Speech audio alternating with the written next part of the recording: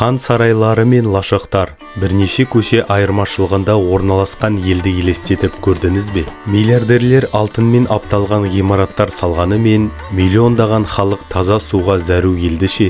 Ғарышқа зымырандар ұшырылып жатқанымен балалардың ашық аспан астында оқуға мәжбүр етілетін ел бар десек сенер ме едіңіз? Бұл Үндістан мемлекеті. Таңғажайып қарама қайшылықтардың мекені. Бұл ел әрі технологиялық держава, әрі рухани пана. Бұл әлемдегі ең үлкен демократия, бірақ ішкі қақтығыстарсыз емес. Діни үндестік пен қақтығыстар бір қоғамда қатар өмір сүріп жатыр. Ол Қытай мен Пәкістан секілді алпауыт көршілерімен күрделі шекара бөліседі. Бір ғана көшеде сіз қасиетті сиырды, люкс көлікті және қайыр тілеп тұрған баланы қатар көре аласыз. Дегенмен осы хаостың ішінде ерекше сиқыр бар. Мыңдаған жылдық мәдениеті түр түске, музыкаға, рухқа толы. Бұл жай ғана ел емес, бұл сіз білетін шындықты өзгертетін саяхат. Ендеше көпшілік айтуға батпайтын Үндістанды көруге дайынсыз ба? Бізбен бірге болыңыз және ғажайып пен қайшылық қатар өмір сүретін елмен танысыңыз.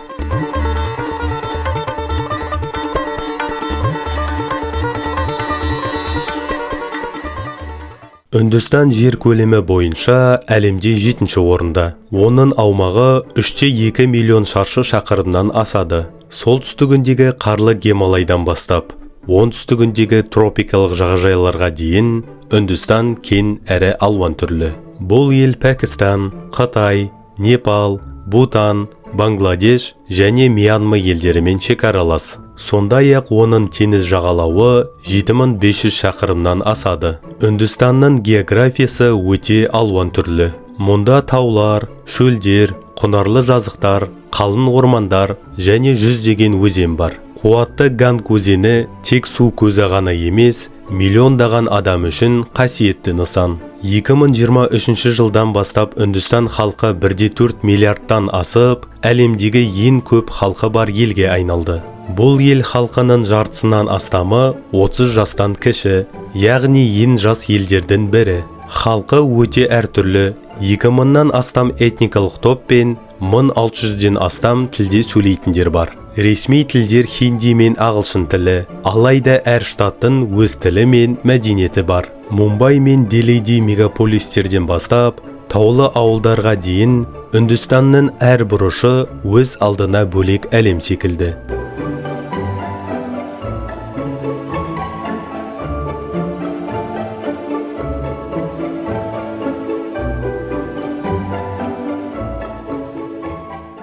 Үндістан тарихы әлемдегі ең көне әрі бай тарихтардың бірі. Ол 5000 жылдан аса уақыт бұрынғы Үнді өзені аңғары өркениетінен басталады. Бұл көне өркениет қала құрылысында, саудада және қолөнерде жоғары дамыған болатын. Үнді аңғары өркениеті құрылғаннан кейін Маврия мен Гупта сияқты қуатты империялар құрылды. Бұл дәуірлер елге гүлдену, ғылым және терең философиялық ойлар әкелді. Үндістан индуизм, буддизм, джайнизм және сикхизм сияқты ірі діндердің отаны. 8-ші ғасырдан бастап Делидің сұлтандары мен кейінірек Моғол империясы елдің көп бөлігін биледі. Моғолдар Тәж-Махал секілді көз тартар сәулет өнерінің туындыларын салды. 17-ші ғасырда еуропалық саудагерлер, әсіресе британдықтар келе бастады. Уақыт өте келе британдық Ост-Үнді компаниясы билік жүргізіп, 19-ші ғасырдың ортасына қарай Үндістан Британияның отарына айналды. Үндістан британдықтардың билігінде 200 жылға жуық уақыт болды. Бұл кезеңде ел бір жағынан қиналса, екінші жағынан темір жол, білім және құқықтық жүйе секілді жаңашылдықтар келді. Тәуелсіздік үшін күрес күшейіп, Махатма Ганди мен Джавахарлар Неру сияқты тұлғалар елге жетекшілік етті. Бейбіт қарсылық арқылы Үндістан 1947 жылы тәуелсіздігін алды. Алайда бұл тәуелсіздік Үндістан мен Пәкістан болып бөлінумен қатар келді. Бұл оқиға тарихтағы ең үлкен халық көшіне және зорлық-зомбылыққа себеп болды. Содан бері Үндістан серпінді дамып келе жатқан демократиялық елге және әлемдік державаға айналды.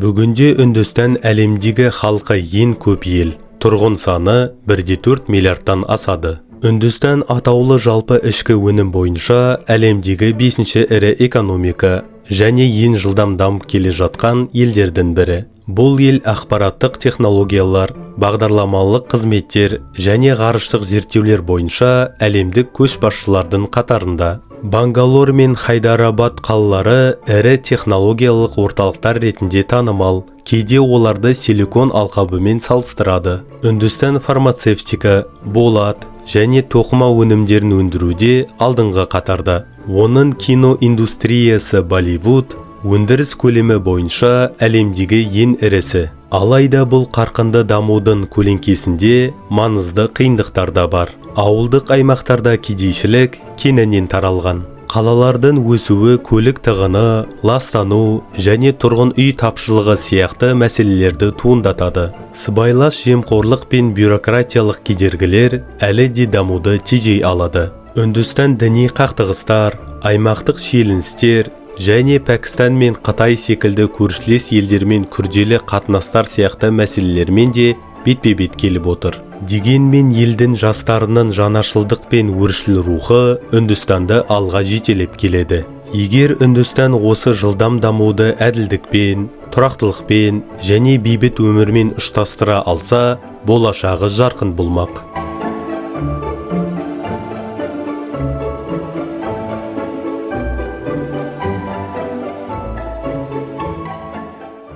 Үндістан шектен шыққан контрасттар мекені, байлықтың шыны мен кедейліктің тереңдігі қатар орналасқан ел. Мумбай немесе Дели сияқты қалаларда сән салтанатты зәулім ғимараттардың дәл жанында кедей кварталдар жайғасқан. Кейбір азаматтар әлемдік деңгейдегі білім, медицина және мүмкіндіктерге ие болса, миллиондаған адам таза суға, санитарлық жағдайға және қауіпсіз баспанаға қол жеткізе алмай отыр. Байлар мен кедейлер арасындағы алшақтық көзге көрініп тұр және артып келеді. Бұл елде әлемдегі ең бай адамдар да, ең кедей халықтар да қатар өмір сүріп жатыр. Экономикалық жағдайлардан бөлек, әлеуметтік теңсіздік әйелдерге, төменгі касталарға және діни азшылықтарға әсер етеді. Әйелдердің қауіпсіздігі Үндістандағы маңызды мәселе. Әйелдерге қарсы қылмыстар, соның ішінде зорлық-зомбылық әлем назарын аудартуда. Индуистер мен мұсылмандар арасындағы діни шиеленістер кейде қақтығыстарға ұласқан. Саяси шиеленіс күшейген кезде наразылықтар, топтық шабуылдар мен діни қақтығыстар болып тұрады. Үндістан көршілес елдермен, әсіресе Пәкістан мен Қытаймен шекаралық шиеленістерге тап болып отыр. Бұл қиындықтарға қарамастан, Үндістан демократиялық ел. Онда заңдар жүйесі мен азаматтық қоғам белсенді жұмыс істейді. Азаматтар, белсенділер мен журналистер әділет, теңдік және реформа үшін күресіп келеді.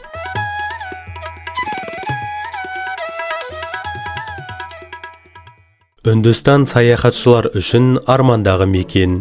Түрлі түсті, тылсым сырға толы, таңғажайып ел. Гималайдың қарлы шыңдарынан бастап, Гао жағалауындағы тропикалық жағажайларға дейін әр саяхатшы үшін ерекше нәрсе табылады. Раджастханда туристер кезінде күшті билеушілерге тиесілі болған көне қамалдар мен сарайларды тамашалай алады. Әлемдегі ең көне қалалардың бірі Варанаси Ганг өзенінің бойындағы рухани әсермен танымал. Оңтүстіктегі Керала каналдары жасыл табиғаты және тыныш хаусбот сапарларымен танымал. Амритсар қаласындағы алтын ғибадатхана сихтер үшін қасиетті орын әрі көз тартарлық сәулет туындысы. Ал Гао болса жағажайлары, кештері және еркін рухымен аты шыққан. Жабайы табиғатты сүйетіндер үшін Рантамбор және Казиранга сияқты ұлттық парктер, жолбарыстар, пілдер мен мүйізтұмсықтардың мекені. Үндістандағы түрлі фестивальдер де миллиондаған туристі қызықтырады. Түрлі түсті Холи мерекесінен бастап, рухани Дивалиге дейін. Үндістанның әр бұрышы тарих, мәдениет пен терең дәстүрге толы жеке әлем.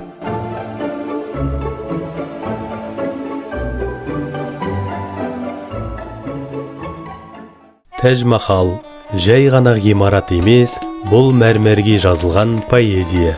Бұл жауһарды Үндістанда император Шах Жахан сүйікті жары Мумтаз Махалға арнап салдырған. Құрылысына 20 мыңнан астам шебері мен мыңдаған піл жұмылдырылған. Оны салуға 20 жылдан астам уақыт кеткен. Күн шыққанда мәрмәр жұмсақ қызғылт түске енеді. Күндіз таза ақ сәулесімен көз тартады. Ал күн батарда алтын түске боялады. Әрбір өрнегі, иені, көлеңкесі, махаббат пен сағыныштың үнсіз әңгімесі. Тәж Махалды көру аз, оны жүрекпен сезіну керек. Бұл Үндістан туризмінің маржаны және жана жеті кереметтің бірі. Егер Үндістанға жолыңыз түссе, махаббаттың үнін естір жалғыз мекенге баруды ұмытпаңыз.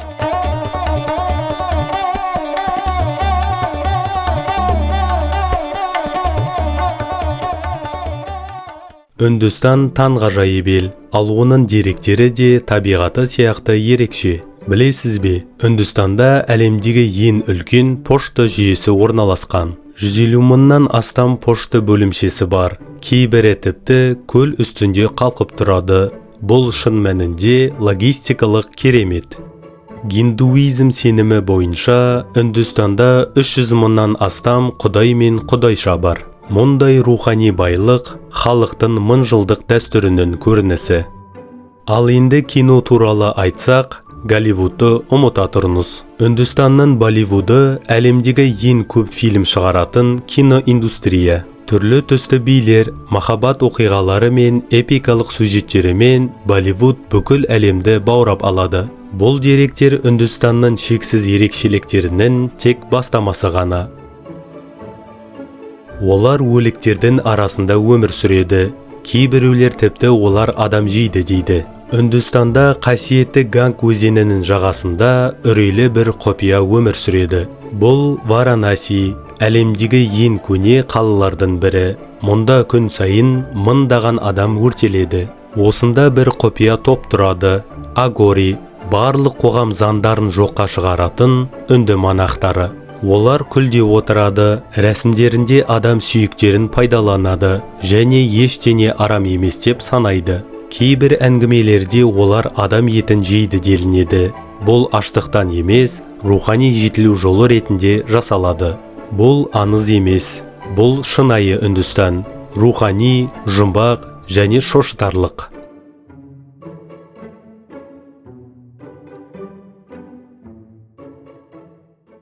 Үндістан жай ғана ел емес, бұл мыңжылдық тарихтың, терең руханияттың және қарама қайшылықтардың тоғысы. Мұнда ғажайып храмдар мен заманауи мегаполистер қатар өмір сүреді. Миллионерлер зәулім сарайларда тұрады, ал кейбіреулер көше шетінде өмір сүреді. Технология мен дәстүр, байлық пен кедейлік, бейбітшілік пен қақтығыс бәрі бір елдің ішінде тоғысқан. Бірақ соған қарамастан, Үндістан өзінің ерекшелігімен баурап алады. Әр келген адам бұл жерден өзіне бір нәрсе табады. Рухани тыныштық, тарихи шабыт, немесе мәдениетке деген таңданыс. Үндістан бұл тек саяхат емес, бұл жанға арналған сапар. Сіз де бір күні осы ғажайып елге қадам басарсыз. Ал бүгін сіз бізбен бірге Үндістанды аштыңыз. Егер видео ұнаған болса, пікір қалдырып, лүпіл басып, арнаға жазылуды ұмытпаңыз.